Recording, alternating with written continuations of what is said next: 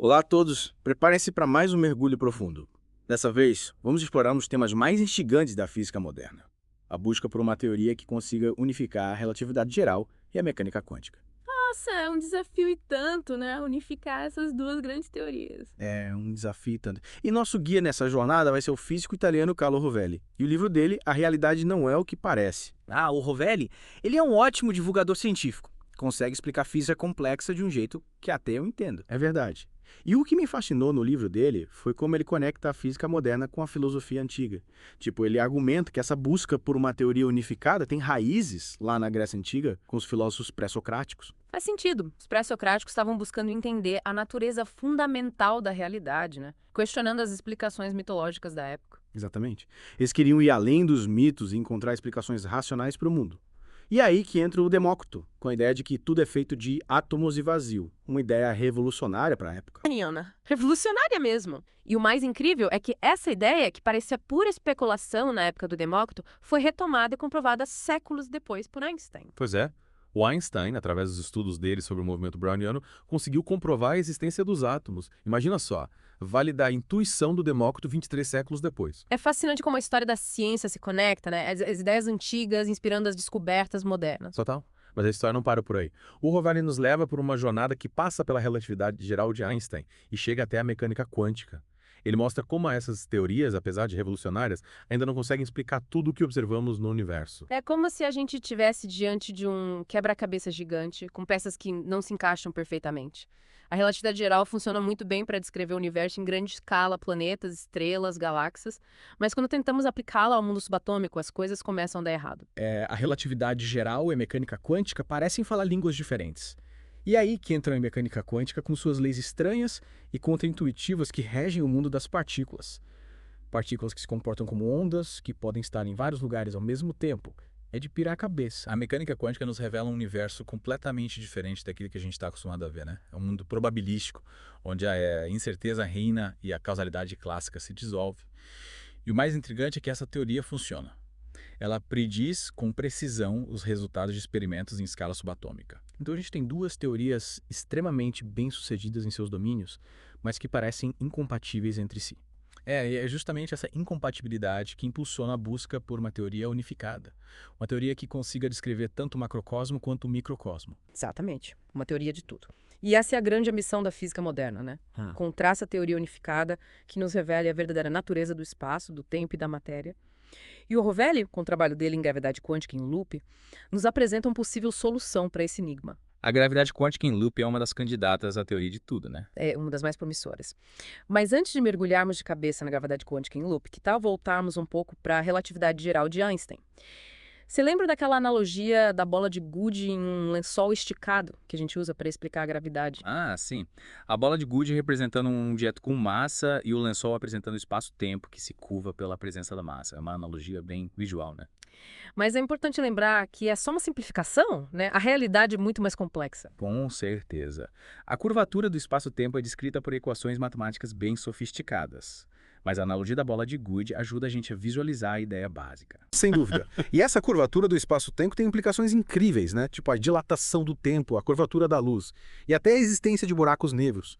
Regiões do espaço-tempo onde a gravidade é tão intensa que nada nem a luz consegue escapar. Buracos negros são um dos objetos mais misteriosos e fascinantes do universo. Totalmente. E a relatividade geral nos permite entender como eles se formam e como se comportam. Não, feito e tanto, né? Uma teoria que consegue explicar esses objetos tão extremos. Mas a relatividade geral, apesar de toda a genialidade dela, tem suas limitações. É verdade. Por exemplo, ela não consegue descrever o que acontece no centro de um buraco negro, onde a curvatura do espaço-tempo se torna infinita.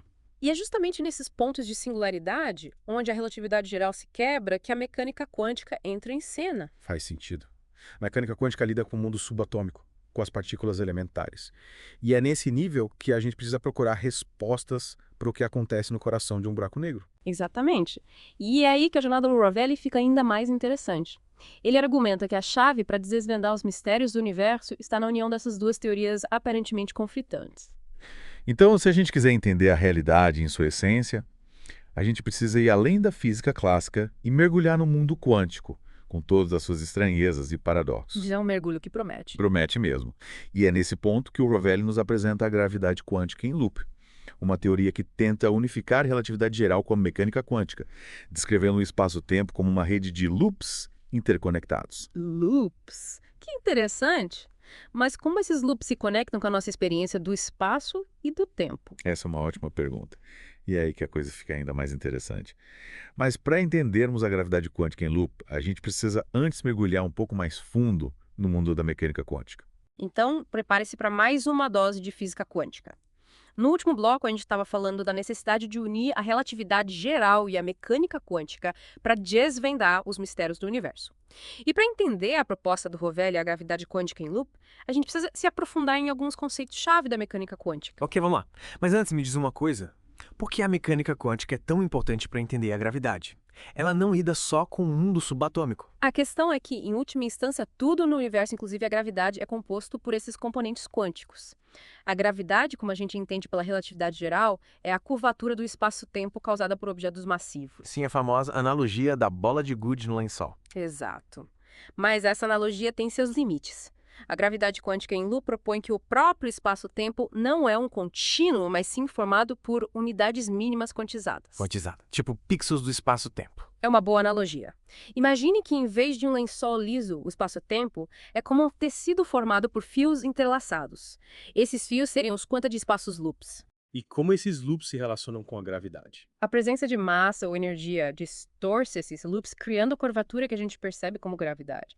A força da gravidade seria, então, uma consequência da interação entre esses loops. Então a gravidade não seria uma força fundamental, mas sim uma consequência da estrutura quântica do espaço-tempo. Exatamente. E essa é uma das ideias centrais da gravidade quântica em loop. Ela nos leva a repensar a própria natureza da gravidade. Mas se o espaço-tempo é formado por loops, isso significa que ele é discreto granular. Sim, a gravidade quântica em loop propõe que o espaço-tempo não é infinitamente divisível. Existe um limite mínimo, uma unidade fundamental de espaço.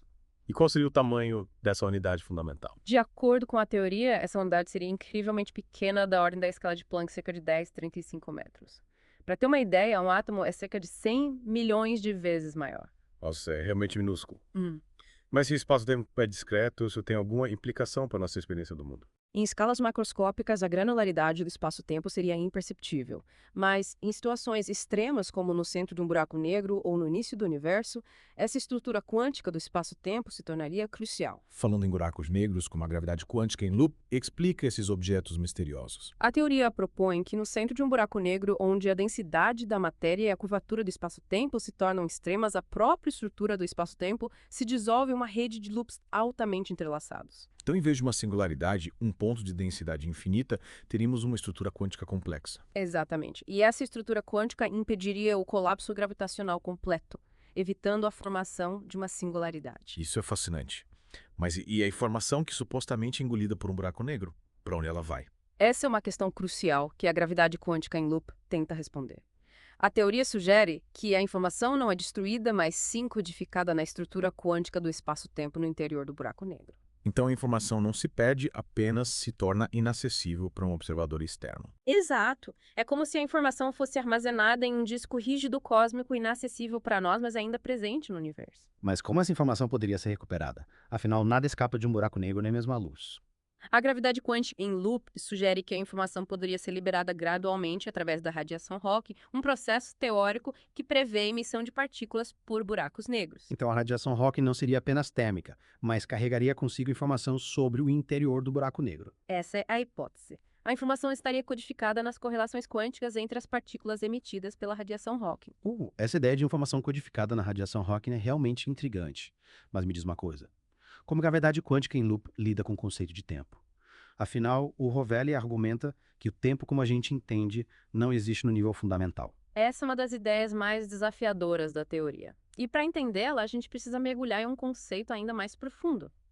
O tempo térmico. Tempo térmico. Parece que as coisas vão ficando cada vez mais complexas. Mal posso esperar para desvendar esse novo mistério. No último bloco, a gente ficou de explorar essa ideia do tempo térmico, né? E como ele se conecta com a gravidade quântica em loop. É isso aí. Você estava falando de como o Rovelli argumenta que o tempo como a gente entende não existe no nível fundamental. E aí você mencionou esse tal de tempo térmico. Me explica melhor essa ideia. Para começar, pensa na nossa experiência cotidiana com o tempo. Ele parece fluir sempre numa única direção, né? Do passado para o futuro, a gente nasce, cresce e envelhece. Essa irreversibilidade é uma característica marcante da nossa percepção do tempo.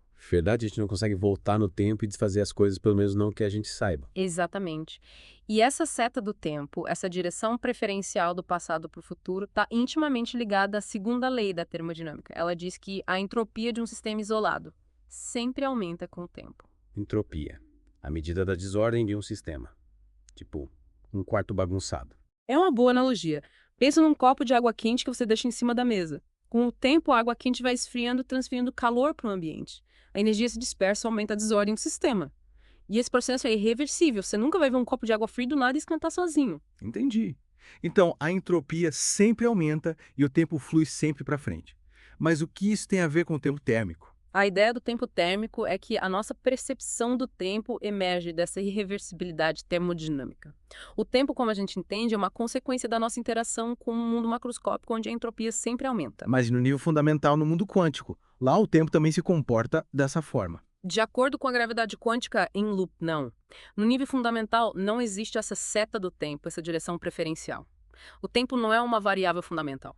Ele emerge da interação entre os quanta de espaços loops e da forma como a informação se propaga nesse sistema. Então o tempo é uma ilusão, tipo uma propriedade emergente da nossa percepção macroscópica do universo. Eu não diria uma ilusão, mas sim uma propriedade emergente. No nível fundamental, existem apenas processos quânticos acontecendo sem uma direção temporal definida. A nossa percepção do tempo é uma consequência da nossa interação com um sistema complexo composto por zilhões de partículas. É como se o tempo fosse um rio formado por incontáveis gotas de água, cada gota representando um evento quântico. Nossa, que ideia fascinante. É muita coisa para processar. A gente começou falando da busca por uma teoria unificada que explicasse o universo e agora a gente está questionando a própria natureza do tempo. A física moderna nos leva a questionar tudo que a gente achava que sabia sobre a realidade.